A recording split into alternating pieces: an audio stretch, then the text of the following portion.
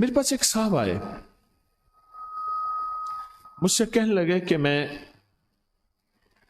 ایک عمل کا عامل ہوں، لوگوں کو الرجی ہو جاتی ہے، پھوڑے پھنسیاں ہو جاتے ہیں، میں دم کرتا ہوں وہ ٹھیک ہو جاتا ہے، کسی کو سانپ کاٹ جائے میں دم کرتا ہوں ٹھیک ہو جاتا ہے، بچھو بھیڑ کوئی زہریلی چیز کھاٹ جائے میں دم کرتا ہوں لوگ ٹھیک ہو جاتے ہیں، میں دم کرتا ہوں لوگ ٹھیک ہو جاتے ہیں۔ کہا کہ میرے پاس ایک خاص عمل ہے، میرے پاس ایک خاص عمل ہے اور میں یہ کرتا ہوں لوگ ٹھیک ہو جاتے ہیں۔ اور کہا میرے پاس یہ عمل ایک چیز کا آزمودہ ہے، میرے پاس کوئی جادو کا ڈسا ہوا ایسا بندہ ہے جس کو چیلنج سے کہہ دیا ہو کہ تجھ پہ جادو ہے، تو دوسرے لفظوں میں یہ لفظ میں خود کہہ رہا ہوں کہ تیرے اوپر خنزیر کا جادو ہے، کتے کا جادو ہے، کھوپڑی کا جادو ہے، بندر کی کھوپڑی کا جادو ہے۔ مجھے بندہ کہنے لگا کہ کوئی جادو کالے سے کالا، خطرناک سے خطرناک بندش ہو، میں اس عمل کو کر کے دیتا ہوں لوگ ٹھیک ہو جاتے ہیں۔ کہا بندھے ہوئے زنجیروں میں الجھے ہوئے بندشوں کے مارے ہوئے ٹھیک کرتا ہوں۔ کہا کہ میں چاہتا ہوں وہ ورد میں آپ کو دے دوں، آپ لوگوں سے نہیں چھپاتے، تو میں کہتا ہوں میں بھی آپ سے نہ چھپاؤں، میں کہ تیری مہربانی ہے دے دے۔ اور میں آپ سے بھی عرض کروں گا، آپ کا کوئی آزمودہ عمل ہے، خواتین بھی مستورات بھی، آپ بھی کوئی نقش ہے، کوئی تعویذ ہے، کسی مقصد کے لیے آزمایا ہے، ضرور لکھیں، اس کے فائدے وضاحت سے لکھیں، اس کی ترتیب وضاحت سے لکھیں، کوئی ٹوٹکا آزمایا ہے ضرور لکھیں، انسانیت کو نفع ہوتا ہے۔ تو میں نے کہا بتا دیں مجھ سے کہنے لگا کہ میں نے درود ابراہیمی کا چلہ کیا ہوا ہے، میں نے درود ابراہیمی کا چلہ کیا ہوا ہے، میں ان سب مقاصد کے لیے درود ابراہیمی پڑھتا ہوں، اور میں درود ابراہیمی پڑھتا ہوں اور پڑھ کے کسی کو دم کر دیتا ہوں، کسی پہ تھتکار دیتا ہوں، کسی پہ کیا کرتا ہوں، بس میرے پاس درود ابراہیمی ہے اور میں درود ابراہیمی سے سارے کام لیتا ہوں۔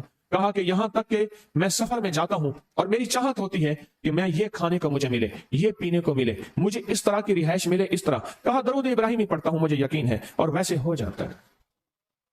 سوچیں جس درود ابراہیمی کو نماز میں میرے کملی والے نے اس کا انتخاب کیا ہے، وہ کوئی چیز آخر ہوگی نا، سوچیں تو سر، آخر وہ کوئی چیز ہے صحیح، ایسے تو نہیں ہے، وہ چیز ہے ایسے تو نہیں ہے۔ کہا کہ میرے پاس درود ابراہیمی ہے، میرے پاس درود ابراہیمی، اور میں لوگوں کا اس سے علاج کرتا ہوں اور لوگ ٹھیک ہوتے ہیں، ان کے مسئلے حل ہوتے ہیں، ان کی بندش جادو ٹوٹ جاتے ہیں۔ تو میں تو چاہتا ہوں کہ آج ہم یہ درود ابراہیمی کا عمل کریں، انشاءاللہ یہ تاثیر بھی مل جائے گی، اور ساتھ جو برکت کی چاہت ہے کہ اللہ کبھی مجھ سے برکت نہ چھیننا، ایسا نہ ہو میں یا میری نسلیں ٹکڑے ٹکڑے دانے دانے قطرے قطرے کے محتاج بن جائیں، اللہ مجھ سے کبھی برکت نہ چھینا، ایسا نہ ہو کہ میں ٹھوکریں کھاؤں در در کی، اے سخی آقا مجھ سے برکت نہ چھیننا کہ میرے اندر بس سب کچھ ختم ہو جائے اور میں دنیا کے سامنے ذلیل بن جاؤں اور لوگ مجھ پہ ہنسیں، اللہ مجھ سے برکت نہ چھیننا اور میری نسلوں سے برکت نہ چھیننا۔ برکت صحت میں، برکت نظر میں، برکت یادداشت میں، برکت اعضاء میں، برکت جگر میں، برکت گردوں میں، برکت دل میں، برکت خون میں، برکت تلی میں، برکت معدے میں، برکت اعضاء میں، برکت صحن پٹھوں میں، جسم کے ہر حصے میں برکت، روح میں برکت، دل میں برکت، پھر مال میں برکت، جان میں برکت، اولاد میں برکت، صحت میں برکت، عزت میں برکت، خود برکت میں برکت۔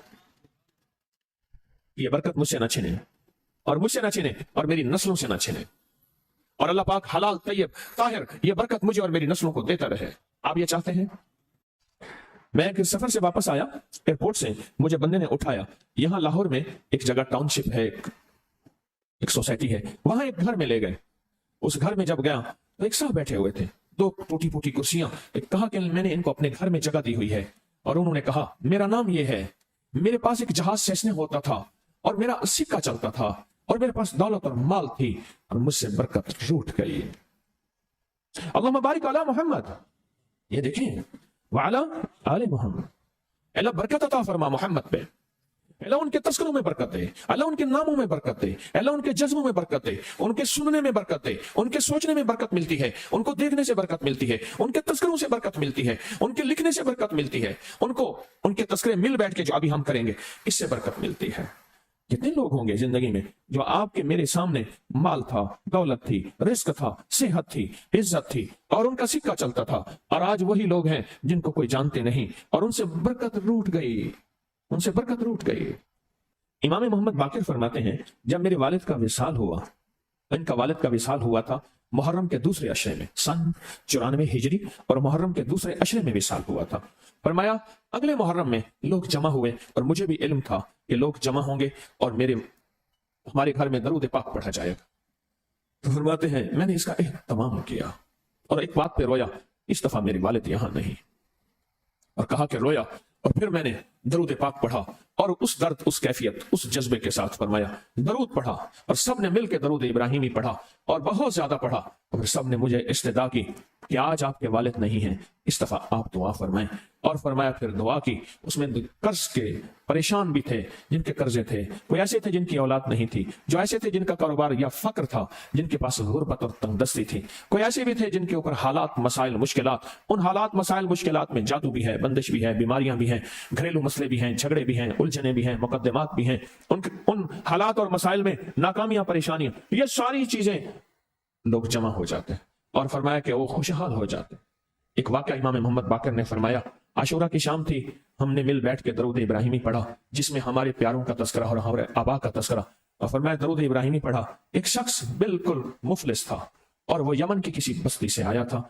आशूरा के दिन कितने दिन का सफर करके आया था, उसकी कमजोर सी ऊँटनी थी, उसके पास भी खाने को नहीं था, उसकी ऊँटनी के पास भी खाने को कुछ नहीं था। वो आया और आके दुआ में शामिल हुआ और हमारे साथ बैठ के दरूद इब्राहिमी पढ़ता रहा।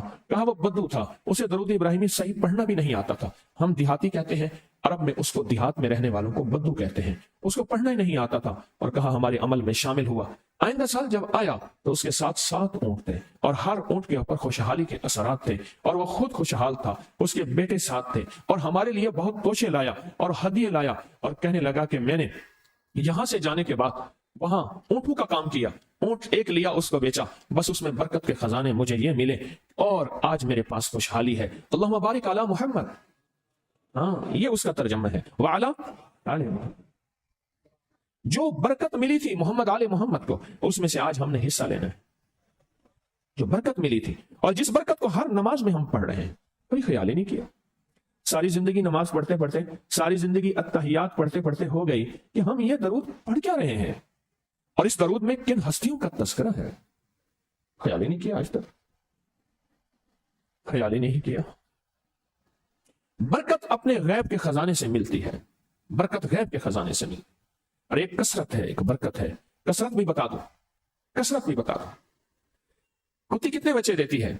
सूरनी कितने बच्चे देती है? सूरनी बड़े बच्चे देती है, इंजीर बहुत बच्चे देता है, मरी बच्चे देती है, पर खत्म हो जाते हैं। मैंने सड़कों के किनारे कुत्ते मरे देखे हैं, कभी बकरी मरी नहीं देखी। आपने देखी हो तो मुझे पता नहीं है। सड़कों के किनारे कुत्ते मरे बहुत देखे हैं। ठीक, मैंने एक बच्चा, अगर ये 11 जिंदा रह जाते तो आज तो मेरे ख्याल में सड़कों की जगह ना होती, कुत्ते कुत्ते होते। क्यों? अल्लाह ने हलाल में बकरी में बरकत रखी है, कुत्ता हराम है, अल्लाह ने उसमें कसरत रखी है, कसरत रखी है, यानी वो ज्यादा है, बरकत नहीं रखी, बरकत नहीं रखी।